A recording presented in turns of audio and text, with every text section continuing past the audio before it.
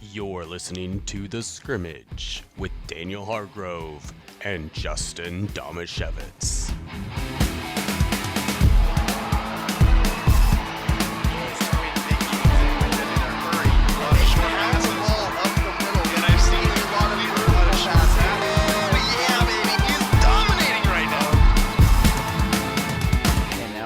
For our Ole Penn Real Estate Athlete of the Week, which is Jerod Steen, the number 3 all-time leading scorer for the Hoquiam Grizzlies. Last week we did Jace Varner, who was the number 5 all-time leading scorer. He played with Jerod Steen, number 3 all-time, and Justin, 1,109 points in 97 games. Good for an 11.4 points per game average throughout his career. And we mentioned him a little bit last week. And again, came in as a freshman. And I think one of the things we mentioned about him last week is we watched one of their first Myrtle Street rivalry games against Aberdeen where he was starting as a freshman. Not because the talent wasn't there. I mean, that's a Hoquiam program that's had a ton of talent for a long time. But just because you realized really quickly, oh no, he's that good. The team of realtors at Ole Penn Real Estate wish you and your family good health during this stay home, stay safe time. Their team has health and safety measures in place to protect you and everyone involved in the process. If you're thinking about selling your home, now is a great time. There are more buyers than available homes. Many homes are still receiving multiple offers and are selling for above asking price. Ole Penn Real Estate will help you put the most money possible in your pocket in less time without the hassle. Visit sellmyharborhome.com to get your home market ready. The Ole Penn team is ready to work for you. I remember what an exceptional athlete Jerod was from a young age, partly because, we watched him play basketball. But didn't we also play in a flag football tournament one time when he was like 14 years old? And I didn't know who he was yet. It must have been right before basketball season. And all of a sudden I'm like, who is this child that's running past all these athletic grown men and scoring all these touchdowns? And then I think Dave Hinchin said, oh, that's Jerod. You're gonna learn about him over the next few years. Yeah. And I had actually run into him just a little bit before that because at Hoquiam, he was an excellent baseball player as well. Really good baseball player. And that's back when I was still more involved with the baseball program there. And his older brother, Josh, was a starting shortstop. And we used to do, I'm not sure if they still do it. I hope they still do it because it's a lot of fun. But for a fundraiser for the program, we would do a 100-inning game where we would go out and we would play as many innings as possible, but usually close to 100 innings throughout a day. And it was just a day at the ballpark, and it was an absolute blast. Because baseball games aren't long and boring enough.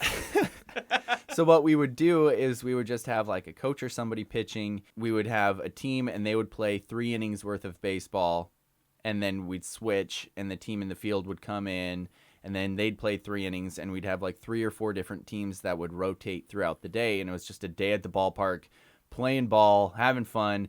But since teams have gotten smaller over the years, they had kind of started, like, more coaches would play. So I was playing this one day, my brother was playing, and Jerod, who was an 8th grader, came to play with his older brother, who was the starting shortstop on the team. And I believe that's when I first started calling Jerod Mini Mike Trout, because he looked like Mike Trout, just half the size.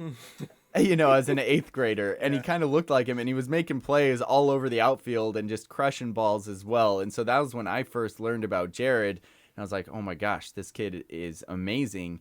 And then we got to follow him in basketball, but he was a great football player, great baseball player. And then in basketball, that's the sport that we got to cover.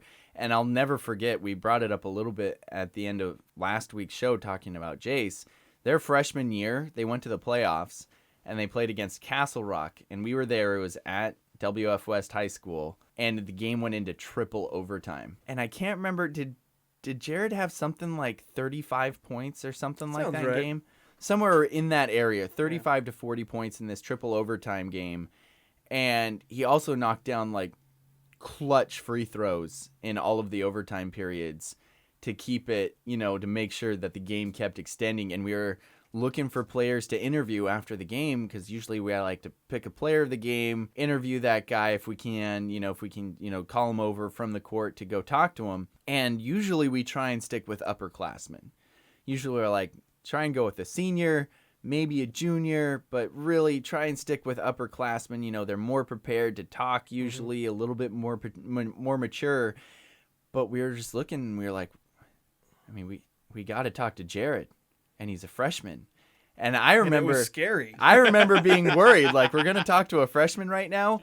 And it might have been like one of the smoothest interviews we've ever had. It was like a post-game interview on ESPN where giving yourself a lot of credit as the interviewer there, Daniel. Not on my side, but I would throw out one of my normal crappy questions like, "Yeah, you played good out there. How'd that feel?" And he just answered everything like he'd been watching NBA interviews for years, just talked about the game and his teammates and how they were playing and how, the feeling of the game was in such a great battle. And I just remember thinking at that time, like, man, this guy just lives sports to be like, that's the next level. Because a lot of time we talk to great athletes, and sometimes in that situation, they're live on the radio and they can kind of clam up a little bit and be like, yeah, it was good.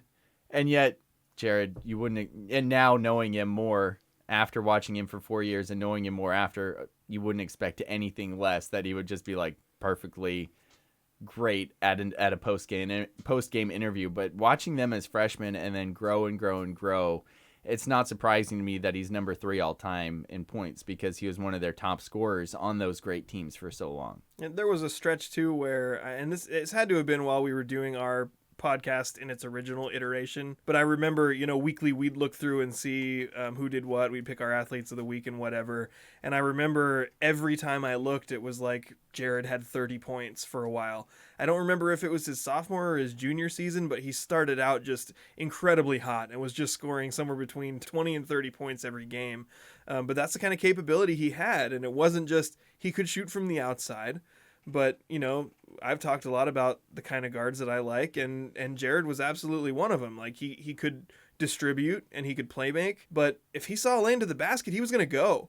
And he not only had the explosiveness to get the first step and get to the lane, but he had the ability and the strength to finish at the rim. It's funny because I was making sure that I was spelling his name right, so I looked it up on Facebook, and I saw that one of my posts popped up on the search, and it was like Jerod Steen driving to the basket, and it was from a Myrtle Street rivalry game, probably his junior or senior year, and it was a slow motion video.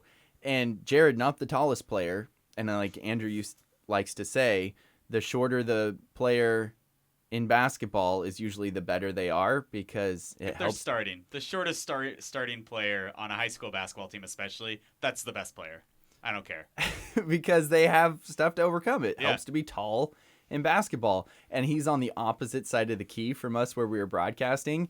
And you don't see him at all until you just see his arms start to rise up from everybody and the ball float into the... But again, just the ability to score in the lane and play as physical as he did as well. When I was describing how Megan Choate played basketball as like a bulldog on the basketball court, it's kind of the same aggressiveness that he would bring to the game from a guard position as well. Offense and more like a grizzly. Yeah. On the basketball court. Obviously. But, that type of aggressiveness really played into their style of play as well, because they would get after people on defense and he would cause havoc and then go crashing into the lane and make an acrobatic shot down the middle as well. I think definitely on the offensive side, he was just a representation of the kind of basketball that I like to watch, the kind of high school basketball that I like to watch, which is guards who are aggressive and can attack, but also the ability to play make from that position. And you mentioned it before, he was starting as a freshman. So we got to watch Jerod Steen for 4 years, and it was pretty cool to be able to, not only watch his development, like he got bigger and thicker and stronger as the years went on, but also watch his development as a player and how, maybe when he first started out, he wasn't really that good of a jump shooter, but by his senior season, he was able to take those outside shots as well.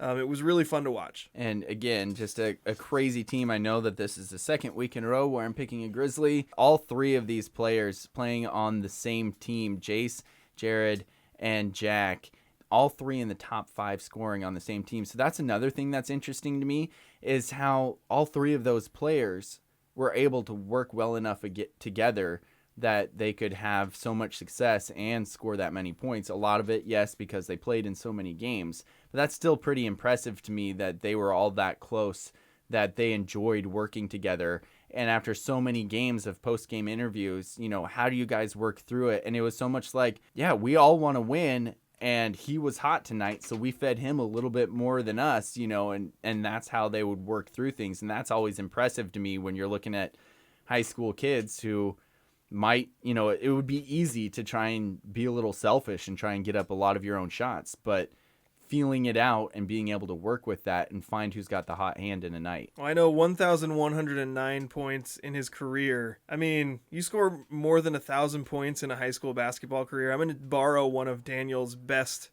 analytical phrases. That's a lot. That is a lot. That's our Ole Penn Real Estate Athlete of the Week, Jerod Steen, number 3 all-time on Hoquiam's basketball scoring list. Thank you again so much to Ole Penn Real Estate for sponsoring that segment as we get to look at, again, historical athlete of the week because no sports.